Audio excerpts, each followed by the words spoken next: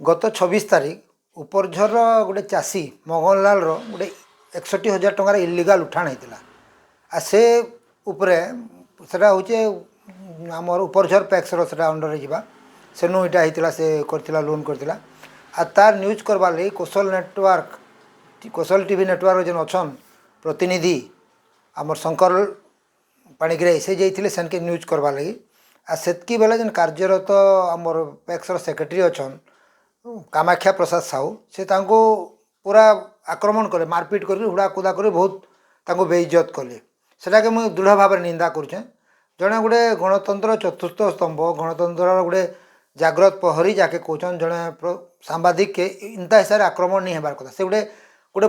गोटे इश्यू लगी प्रसंग के गोटे न्यूज करवाले चैनल करवाले जाइए सेंता टाइम से जेन करिछन